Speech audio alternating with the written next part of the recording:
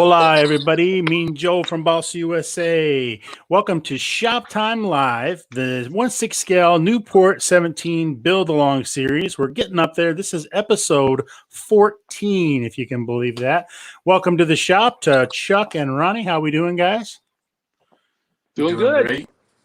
Weather's finally getting nice. Yes, it is. Yes, it is. I'm assuming our audience, our live audience, will dwindle a little bit in the next few days because in the Midwest, it looks like it's going to be absolutely gorgeous for the next 4 or 5 days.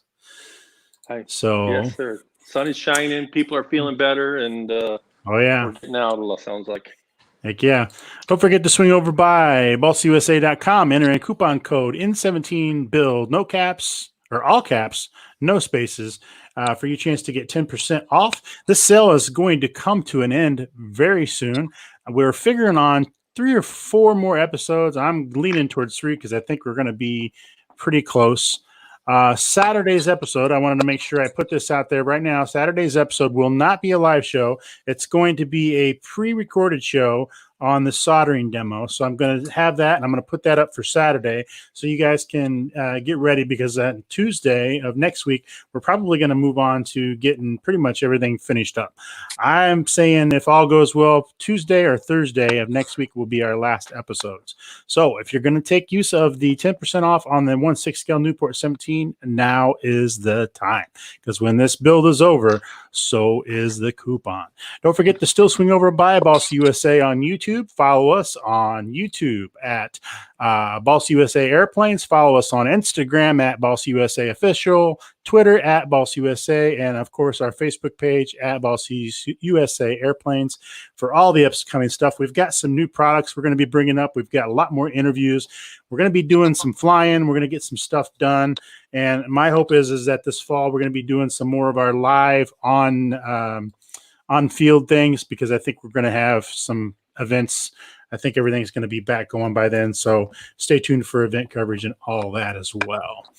All right. I want to welcome everybody into the live stream. I see Greg, Jim, Bill, or Bob, Dave, Kent, Dave, and Bob and Mike, Barbie, and everybody's here. So with everybody here, we should probably get started. Okay, guys, welcome. Like I said, episode 14. Last episode, we left off at joining the bottom wing.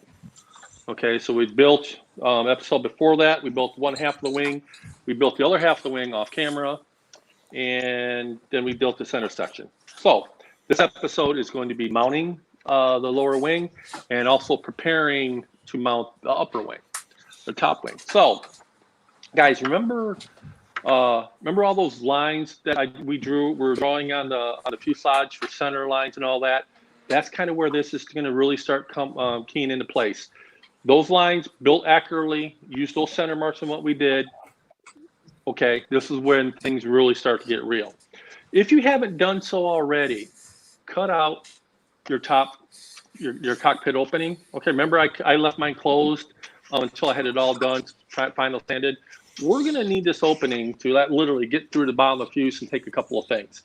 And full disclosure, guys, as we go forward into this, there was something that I screwed up on. And what I did was, while in the booklet, it said to sheet the bottom of the wing and also sheet the top of the wing, but also I didn't read far enough, guys. And this is what it takes, pay attention to read forward. I was not supposed to sheet the forward section of the lower wing. And we'll talk about that and why that's important in a minute. But I worked my way around it. And so maybe if somebody out there followed along, caught up, we're going to get through that as well. So to get started, all right, we're going to stand the fuselage up on its nose. All right. But then more importantly, remember, guys, those center lines we talked about? What you're going to need to do is mark your center line on the fuselage. All right. And you can always use your plans as a reference. So if you didn't know where to start or mark because everything's covered up, use your plans as a reference. If you still are uncomfortable, you can actually take a pin and poke around until you get to your center rib. Okay. But anyways, mark it. And also down at the bottom, also at this time, we're going to have you mark the holes for the wing mounts to the bottom of the wing, which is the next photo Joe's going to show you here, okay? So you see we have a center line up there, a little center line tick mark right there in that photo. The next photo we're going to show you right there. Those measurements were taken right off the plans. Roughly it's like a 1/2 inch in from the trailing edge and like 1 3/8 of an inch out from the center line. But anyway, so now we need to have our center line and we have those holes. Now what you can do if you want at this point is you can do a pilot drill hole on that trailing edge holes if you want. You can do that now or you can do it a little bit later, but we'll talk about it later. So, okay, now I'm gonna prepare and I'm gonna line up my wing. Make sure I see everything appears on lines. I'll try to do this the best I can. I have a lead weight. I'm gonna throw that in the nose. All right, and that's just gonna keep that kind of grounded because I'm gonna be fumbling around. Line up your center lines that you have arced on the bottom of the fuse that we did earlier, way in the beginning, with the center line on your wing. Okay. You're gonna bottom out that leading edge. Okay, right against the front edge of the fuselage. Don't worry about if there's a gap here, back here, whatever. Don't worry about that. We can fill that in with a scrap. All right. Now, what we want to do is get that lined up, and just put a pin or two in place, just to hold it. All right. You can pin it anywhere, but that seems to be like a real good spot right there. Let's take a look here. Yeah. Well, maybe not. There we go. Okay. So I'm pinned in place. I'm checking.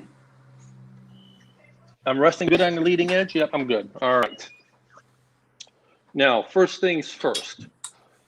We're going to go a little bit out of sequence here in the manual, but I found out this is a little bit better. This is how we check for trueness on the bottom of the wing. Okay.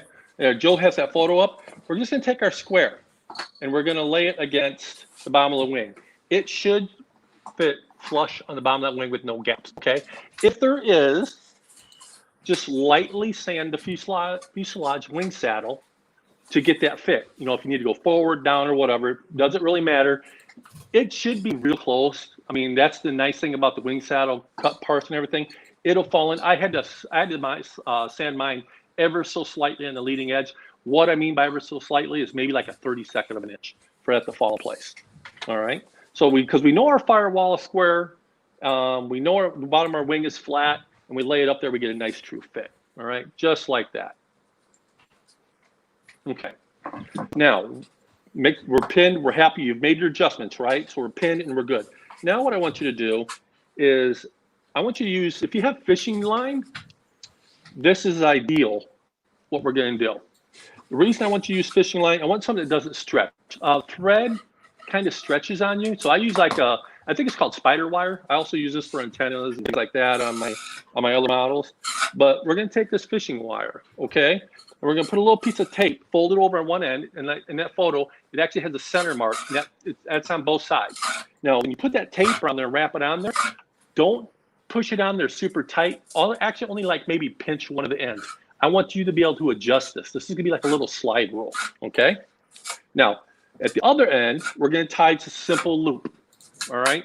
On that simple loop, we're going to hang that off the tail on the bottom side, just like that. All right. That pin is on the center line of the tail. Okay. So we're going to hang it there, and then we're going to move from one wing panel to the other, and we're going to start using this as a really cool measuring tool. All right. So Joe has that picture up there, and you see that tape. There you go. And I'm going to a common point on each wing. And what I did on that common point was that wingtip seam. Does that make sense, guys? So I'm going to keep swinging that. And now, say, for example, it's a different measurement, all right? Then what you need to do is either lower or raise the wingtip, take the pin out, move it over ever so slightly, readjust mark on one wingtip, and go back to see how it matches on the other. You'll be surprised how just very little is needed to get that, okay? Once that's all fiddly bit and you got that done, it takes time. That's also why the wing is pinned in place. You have your little piece of lead in the nose or something in the nose to keep that wing nice and stable, or a fuselage nice and stable, and just take your time. And this is truing up the wing. Now, the question is, how true is true? This is balsa wood, guys, so this stuff is gonna grow and it's gonna move. If this is one of my larger airplanes, I'd say 1/8 of an inch, but this is a little bit smaller, so I'm going to knock that down to half. So I'm going to call it a 1/16 of an inch. If you're within that 1/16 of an inch tolerance, let's call it good. Because that plane will actually move a little bit more than that once it hits the sun the first time. But that's good. Okay. So you have the wing in place. Now take your pencil, and I need you to put some tick marks, guide marks on this thing. All right, so you know exactly where that wing lines back up again. So I'm going to put one here, and I'm actually going to use my little cross marks that I use for the rear wing drill mounts. That's going to be my reference. So there's actually going to be 2 of them there. All right, now I know that's my mark. So when I put that wing back in place, and I am centered on the bottom of the leading edge. That is always my 0 Hey, point. Joe, So can right you hear there. me? Yes. Oh. Yep. No, because I can't hear anything Chuck's doing. Is there, guys? Can everybody out there hear me? Okay. Yeah, we can hear you. Apparently, Ronnie cannot. Ronnie's got some difficulties going on. Okay. So, but my 0 point, my 0 mark is that point right there in the leading edge of the fuselage. So that never changes. All right. That's my 0 mark. So I'll put a pin in there, which mine's already keyed up because I practiced this earlier for you guys. But I'm just putting in there just to show you. So that's my 0 mark. So I'm referenced. That's 0. I have my marks here. We're all good. I'll put another mark there just to double check it. And we're good.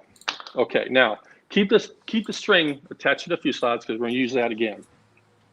Now, take your pins out and pull the wing off.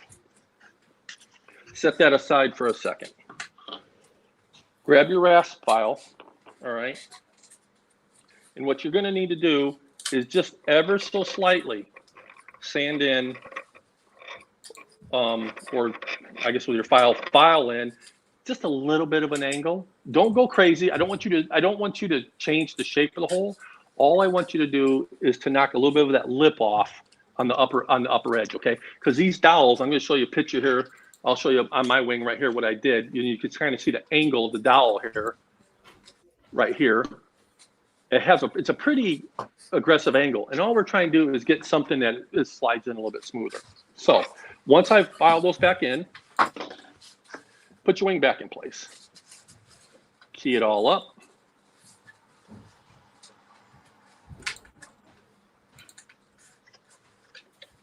Yes, the answer to Wild Bill's question is we have this same exact model in 1/6, 1/4, and 1/3 scale size.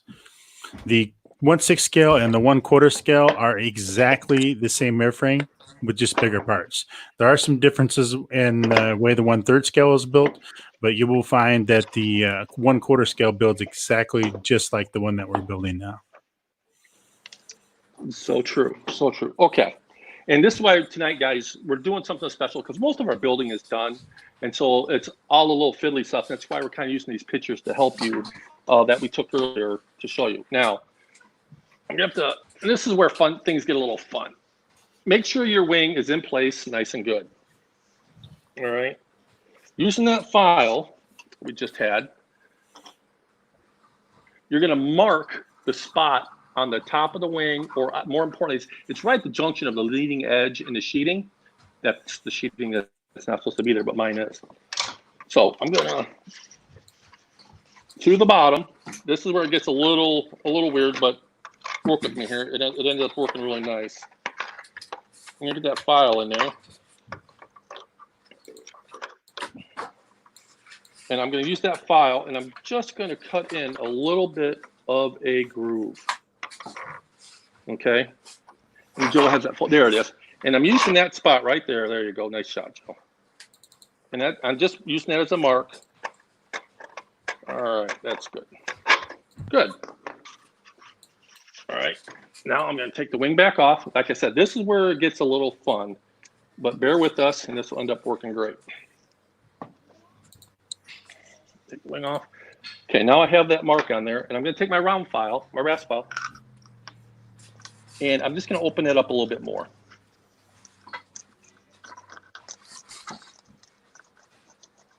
That looks about right. Okay, and one thing I better mention, because I didn't mention it earlier on. Let me see how that fits. Oh, that fits decent. Okay. Technically, step one of this whole thing is to take the dowels and put around, chuck them up in a drill press or a cordless drill, and sand the edges round. You can do that with your sanding block. You can do it with a regular piece of sandpaper. I failed to mention that because I had already done it. So, okay. Now I put the dowel in place and just kind of check it for fit. That dowel will literally rest right against the rib that's sitting in there. All right, and that's going to be the majority of the gluing surface. So I know I need to make a little bit more over here. So you can use my rest just to open it up a little bit, and we're good. If you haven't sheeted this yet, you'll see exactly what we're talking about. But for the knuckleheads like me, who followed me and I've already sheeted that, I'm just opening up a little bit more so I get some good adhesion in there. Now, going back to the fuselage, we're going to put our wing back in spot. Like I said, this is a little bit fiddly, but it does work. And quite honestly, guys, from here on out to the finished construction, this is kind of typical as far as just taking your time, going back and forth, measure, remeasure, all that fun stuff to get everything lined up. That's just part of the process of working on a biplane. All right, so now I'm going to take that dowel and I'm going to insert it in the front. Now remember, you're not inserting the round part, you're inserting the square edge part into that wing. And there she is. She's in that hole in there. You want to leave about 1/8 to 1/4 of an inch of the dowel protruding out in the wing. So question from Greg Knapp. He says, does Ortex need to be sealed like Solartex did to eliminate dirt from penetrating? Ortex and Solartex are basically the same thing. You did not have to seal Solartex. It wasn't required. It's actually an iron-on covering, and it wouldn't have needed to be sealed, but you could seal it. It doesn't hurt anything to seal it. A lot of guys put a nice thin coat of clear on the outside just to protect a little bit. But Ortex is the same thing, so you could seal it if you'd like, but it would not be required. That's a good question. And that would just be a clear. That would be like if I was doing it, I'd probably use like a matte or a satin finish clear over it just to give it a little bit more fuel protection and whatnot. But it's not really something you have to do. I've got airplanes here that have been covered in Solartex for literally 20 years that weren't sealed in any way, and they're just fine. So that's really just a personal preference. But the two materials are very, very similar. Okay. Now, before we get gluing anything, we're going to double check our measurement here. That's why we left that pin at the top and we left the string in place. We have our marks on there so we can always come back to and reference. Good there. Swing it to the other side. Good there. All right. Now, very carefully, I'll remove that string.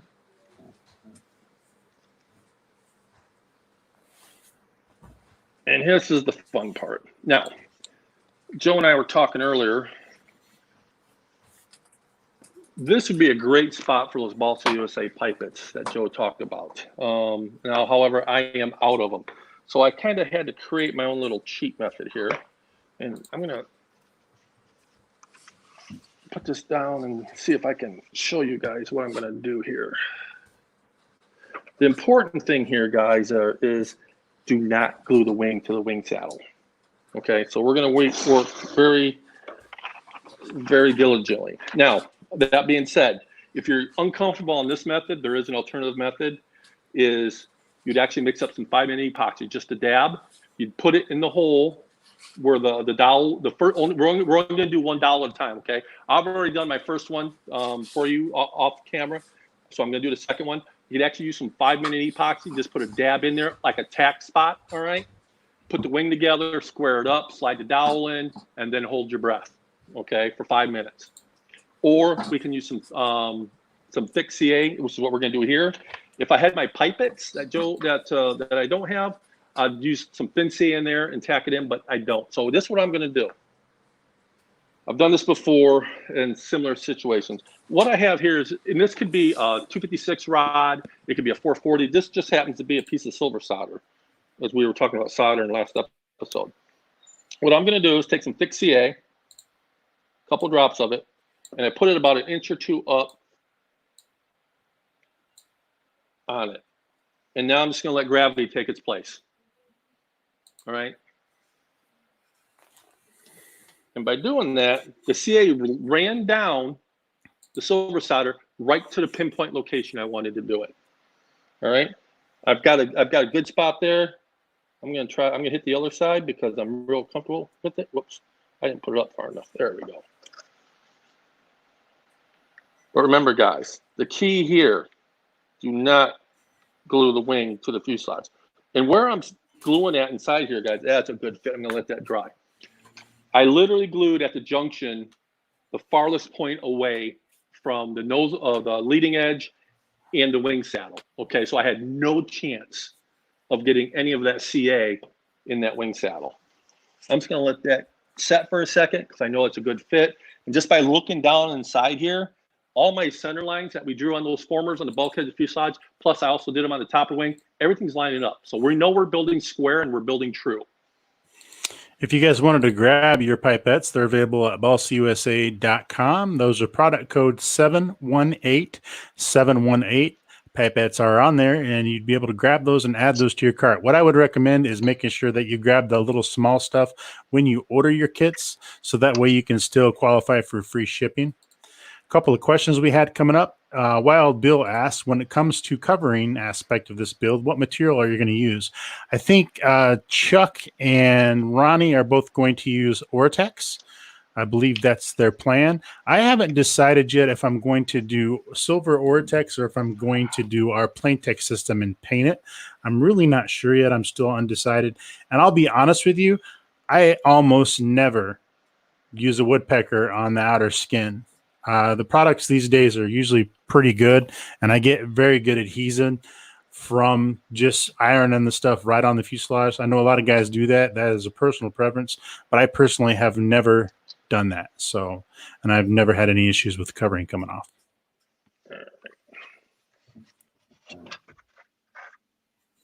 And Glenn, Glenn, our Plaintex product is exactly the same material that Solartex was made from. It is the raw material.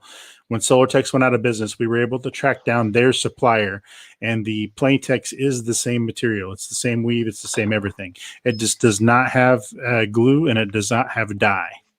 That would be a 3-step process. I would recommend, if you're going to do it inside, to put that on with our Eco brand of products. We have Eco Bond and Eco Fill. If you're going to be able to do it in a well ventilated area, like for instance outside away from everything, then you could go and use the Polytac and the Polybrush method. But those are very, very powerful chemicals. So I would suggest the Eco versions. That is by Stewart Systems, and it's the same stuff they use on full-scale aircraft. Okay. I didn't get enough glue in there, so when I pulled the wing off, it popped off, and that's okay. It just gives me more time to do it right. Live TV, people. That's right. That's right. Let me go ahead and glue that again.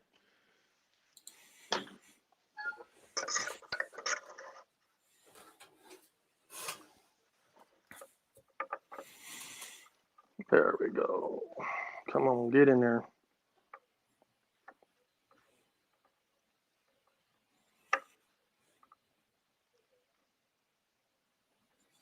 Probably should have used the 5-minute epoxy method on this one, and I would have known I'd had a positive fit, but that's all right. I'm using a little bit of kicker here to. There we go. I missed it the first time. Okay. Quick tip on that kicker: you can also use your Balsa USA pipettes with kicker. I've put some kicker down in some places using the pipettes. The thing you have to be careful of is especially when you first put it in there, because the kicker is so thin, it will squirt out of there a little bit, but you can literally go in and just put a dot of kicker where you need it, and it works great. We got her. Nice. Okay. So now I've got it in there. I'm going to use my glue, and I'm going to re-glue that joint. All right. There we go. Don't knock the fuselage off, Chuck. Don't knock the fuselage over. I'm slowly turning into my dad. Okay. So we had a 3rd scale airplane that had that happen to it at the shop. It was sitting on its nose like that, and it got bumped, and they had to re-glue most of the back of the fuselage. That's okay. Yeah, like I said, I've done it before, so that's not my first rodeo. All right, that's drying. We're good. We're happy. Okay. Quick question, Rodney. That dowel is glued to the wing, W4, not the fuselage. Yep. Just like this, guys. That's how it's supposed to look. So it's glued to the wing. I went in there and re-glued around it to where it joins the fuselage. Oh, I'm just going to do this so we can work a little bit faster here. There we go. All right. Let's go ahead and slide that in place. All right. Realign my marks because the next step, we're going to really lock things in. Okay. That pin is in there because I know it's where it's lined up my marks. Come back to the string. And guys, if you do the string method, you can use a yardstick if you'd like. I've done that before, to measure. What I like about this is that I use these on all my models. So if you make the string, just don't make it long enough to do the job. Add another foot or two to it so it works on other models as well. So I'll make a check that. I actually have a little rack over here that's got string hanging on it for just that very reason. I've got different sizes and it works perfectly. Yeah, it does. I really like this. There is some real, I use spider wire fishing line because it doesn't stretch. Thread, like I said earlier on, tends to stretch. So find something, that has some nice tensile strength to it that does not move. So I'm good. I'm keyed into place. The next step is to drill our pilot holes for the rear wing hold down bolts. Remember early on in the video that we talked about tonight, we marked those locations on the bottom of the wing that were referenced from the plans. So we're going to drill our pilot holes. You might have already done them earlier on. Excuse me, but I'm going to go ahead and do those now. And we're going to do that with an 1/8 of an inch drill bit. And I'm going to work with this thing on its nose because I can work pretty parallel to the table, and I have a nice reference point. Okay, there's one.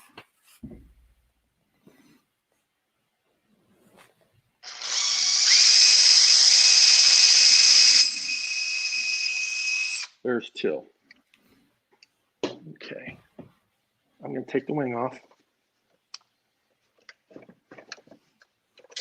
Set that aside.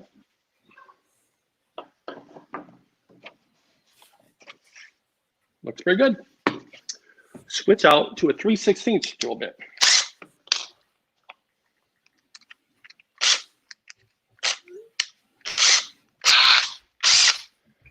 I'm going to re-drill my 3/16.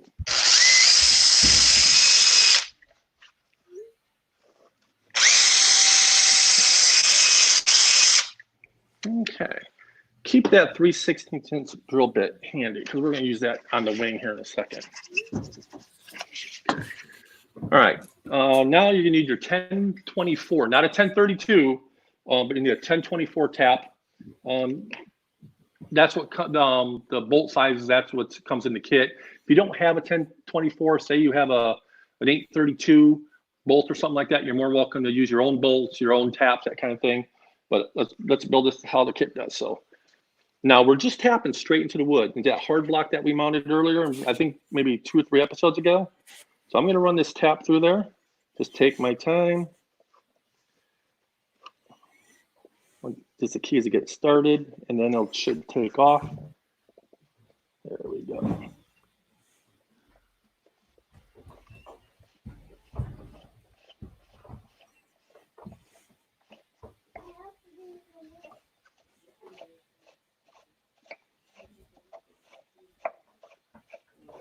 There's one. Go to the other side. Craft, I don't see that there would be a big, huge difference between dowels and slats for models. I believe it's just based on design. I will tell you from my experience, I feel like dowels are a little bit easier to work with than the plywood slats. We have a couple of wing joiner in our kits, like my Smoothie XL has a wing joiner in it, and the little slat box that you have to have set up is kind of fiddly to mess with. But either would work fine. I wouldn't think there'd be much difference in the strength between the other. Okay. Hey, Joe, my earbud fell out. Can you hear me okay? I can. Okay, good. All right. So both of these are tapped. Now what I'm going to do is I'm going to take a little bit of my thin CA and I'm going to run it right down those threads. And that's going to harden that wood. All right. So that's going to make those darn near metal-like. I'm going to let that dry for a second. Good there. And then I'm going to retap. Obviously, this will be much easier. It'll just run through. Yeah. And all we're doing now is we're not retapping. We're just cleaning up the threads from the CA and all the little burrs. Run that through in. Nice, all the way in. Let's go all the way out. And I'll do the other. From here on out, guys, 95% of all the building, wood, all that is all done. The rest of the stuff will just be some fiddly bits, and we'll do that in a final cleanup episode at the end. We'll go through all those tail skid, stab mounts, hard mounts for the stab supports, things like that. But gosh, this thing's built, guys. What, 14 episodes, about an hour at a time. We've got an airplane. Yeah, you could. I sat down and was thinking about it today. You could legitimately build this entire airframe in about 3 weeks, only on the weekends. You know, if you had the weekends open, you could go in on the weekends, and you would be able to. It looks like Ronnie might be having some technical difficulties. Yeah, he's struggling with it. I don't know if he can hear us at all. Can you still hear us at all, Ronnie? Yeah, I can hear you. Oh, he's back. He's Okay. back. Okay, so I had to zoom in on you when you were all pointing at the camera and stuff. Now, yeah, probably about a good 3 weekends, and you should be able to have this pretty much built. Now, that wouldn't include, of course, mounting the electronics and covering and all that stuff. That'd add another weekend, but you could legitimately have this kit built on weekends only in about 5 weeks, ready to fly. Okay, now I'm gonna drill out only one of the. Now we have our 1/8-inch pilot holes on the bottom of the wing. I know me and Chuck were joking. I was telling them if I could work on this all day, nonstop, I think I could have this thing built and flying within like 2 days. Darn kids. He can't hear Chuck. That's Chuck. He stepped on you, but he didn't mean to. He can't hear you, I don't think. That's all right. No worries. Okay, so now I'm going to take my 3/16 drill bit. I'm only going to drill out one of the wing bottom holes. And I'm going to let you know here. All right. That's all right. Ronnie can step on me anytime he wants. Okay, now, because the reason why I drilled out one, because here is our saving grace. If the wing alignment is off for whatever reason, we can round out a hole.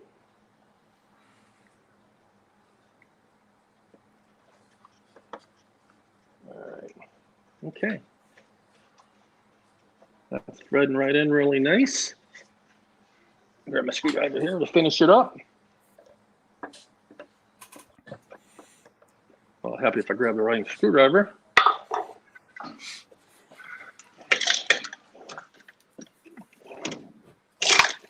All right. So those of you that are just following along, we decided to take the Nieuport 17 and kit bash it into a low-wing Bristol M1 fighter. Just kidding. Good call. Okay.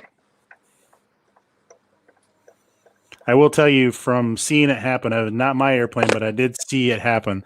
The Nieuport 17 does not fly well with just the bottom wing.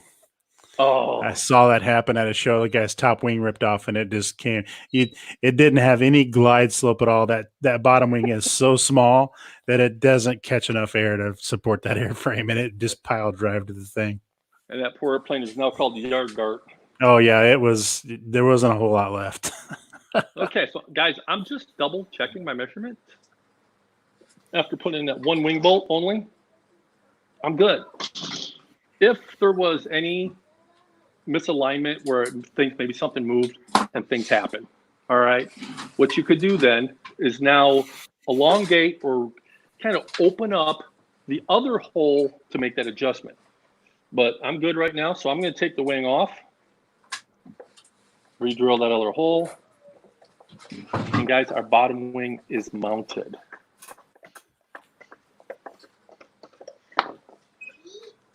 And what we're going to do at this point, once I drill this out, we're going to jump ahead and we're going to talk about we're going to start preparing to mount the upper wing. You know, we'll talk about what we need to do that, but let's go ahead and. Nice thing about ceiling tiles, you can drill right into them. Good. Looks good. And what I'll do, guys, and something I did on purpose, is I left the leading edge at the fuselage nice and square. I haven't rounded that point.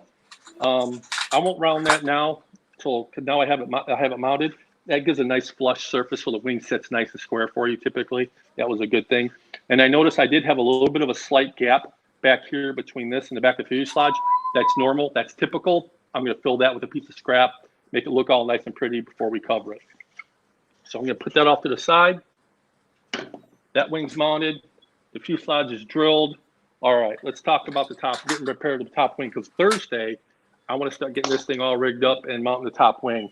And that episode as well will be very similar to this one, where there'll be a lot of photos and discussion on how we do that. The physical part of doing it, it's going to really be hard to show in the video on how to do that, but we'll do the best we can. So, all right, let's clear some of this stuff off here. So, moving on forward. So, lower wings complete. That's all good. Moving on to page 36, mounting the upper wing, step 1. In your kit, these are the cabane struts, the rear cabane struts on a fuselage, all right? They actually will slide in just like that. Okay, and then there's another one just like that, and then there's these lugs that we solder on that go like that. Okay, there's 2 of them, and that the wing mounts to that. These are not glued in. These actually free float, and it's done for a reason, and we'll get to that point when we mount the upper wing. So guys, on Saturday, make sure you watch that soldering video, because that's where this is going to come into place. But I wanted to talk about this first, because when we solder these up, our goal is that this tab, and you need to make sure you make a right and a left pair, and it shows it really nice on the manual on page 36. But we need to make sure that that lug nut, or that lug, if you will, is square and perpendicular to the board. So I'm just going to grab, where's my little square at? Actually, I'll do this. I'm going to cheat here a little bit with one of my business cards. And so I'm just going to use that as a square when I check it. I'll solder that all up on the board. I'll weight it all down, probably build it on or solder it on a piece of scrap balsa wood, something like this. So if I burn the balsa, it's all good. I'll key it in place. Might even glue that in place. And at that square, I'll solder that, and that's good. And then we need to do 2 of those for the cabane struts. And obviously, those are included in the kit. So I'm going to put that off to the side. Okay, in theory, we have those soldered. And the next point is to sheet a section of the top wing. We're going to pull this around. All right.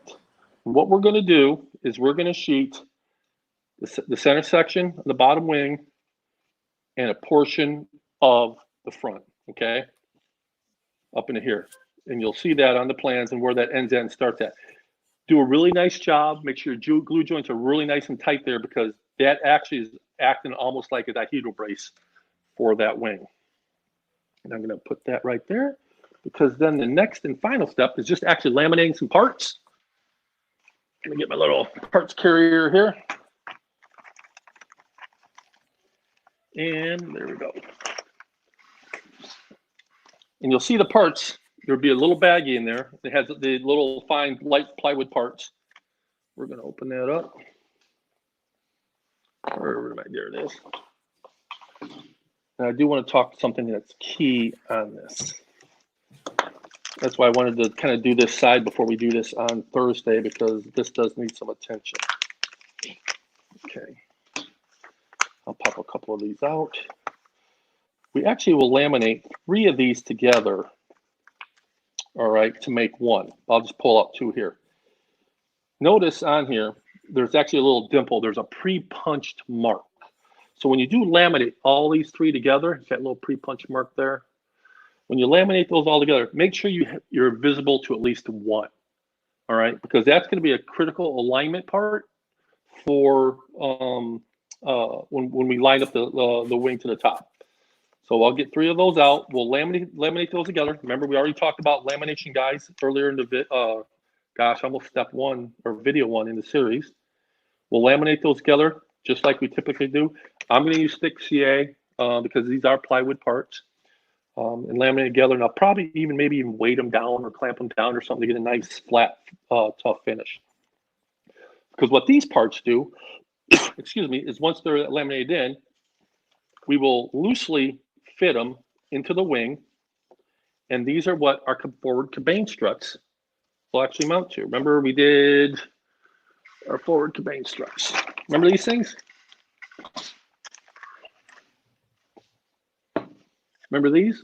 Okay. These mounts that we just got out will actually mount to the cabane strut, just like that. So those will go in the fuse. Put them in. We'll jig up the wing, kind of just like how we did the lower one. We'll get it squared up. We'll level out the wing. We'll make a couple of dimension measurements. The cabane struts will run probably through the wing, something like that, and that's how we kind of make our adjustment to make this square, and then we'll mount the wing. So don't worry about these being too long. If you notice in the manual, they said don't cut them short yet. That's because once we get everything lined up, then we'll mark them, and then we'll do a final cut. So that will complete tonight's episode. But I just wanted to touch on a couple of those items there, a little bit of house cleaning bits before we start preparing the top wing. And one last thing. At this point, if you choose, let's go ahead and mount those cabane struts with our 440 screws. All right. They go in there. Now, how are we going to mount these with the screws in there? Unless you have really small elf hands, or you get your wife to do it, or your 5-year-old. What I'm going to do is on each side of a Nieuport, and it was supplied with a kit, a little piece of aluminum, there's actually full-scale access panels. They just happen to be in the right spot, okay? You can see it. I have it maybe outlined. If you can see my little tracing mark on the fuse right there. I'm actually going to cut that shape out a little bit, not to size, like maybe a 1/4 inch shorter. That will give me perfect access so I can take my ball driver and get right through and screw them on. And then I'll cover the airplane. Or I'm sorry, what I'm going to do is I'm going to cover the airplane first before I put these in finally. I'll put them in for our next episode, but I'll put them in after I cover it. I'll take that little aluminum panel, I'll cut that shape out, and I'll glue it right in place. Perfect. So I was a little fretting about that. How was I going to get those screws in there at this point?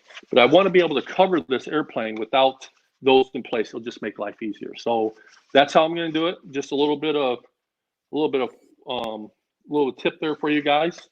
So, but what I'm going to do for Thursday is I'll cut those locations out. Check your plans. They have those on there for sizes.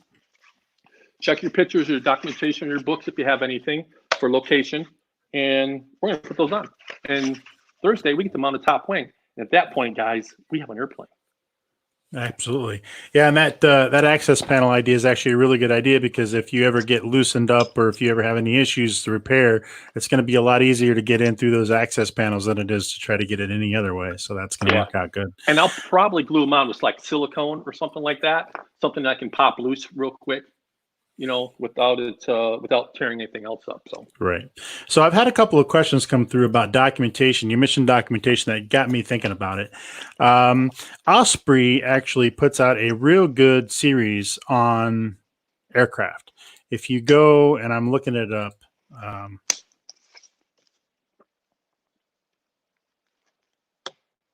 Go on their website and look it up. You can actually get it's ospreypublishing.com, if you go check out ospreypublishing.com, they make a lot of really good documentation books for these airplanes. So like in this one, this is a shot from an Amazon ad, but you can get them on Amazon as well. So these books right here that they have, let me show you. Yep. These books right here are actually really good. Yeah, these are good documentation books. They are lots of pictures and stuff.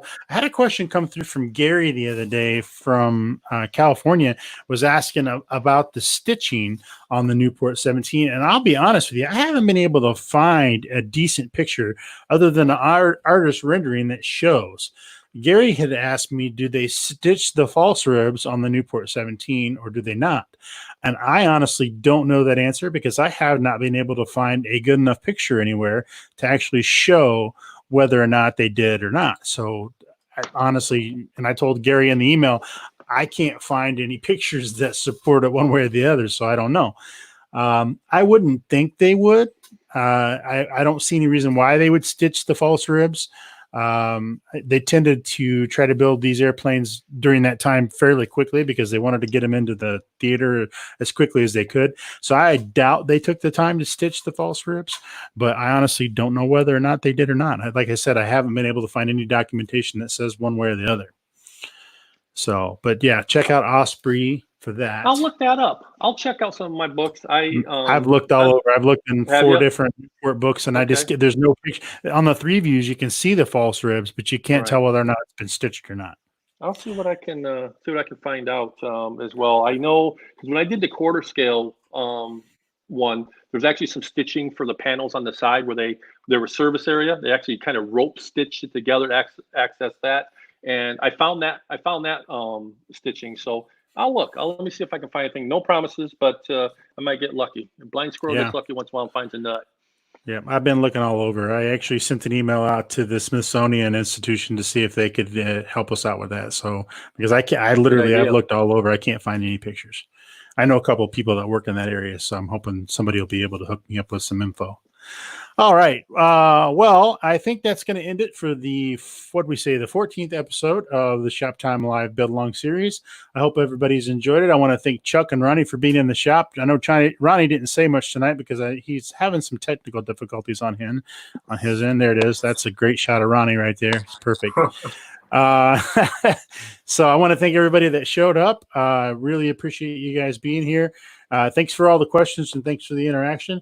Don't forget to swing over by balsausa.com and enter in coupon code N17BUILD, all caps, no spaces. This is going to be over in about a week, so you want to make sure you get that done now. As soon as we hit end on the last episode of this series, Mean Joe is going to switch over his screen and hit end on the coupon code.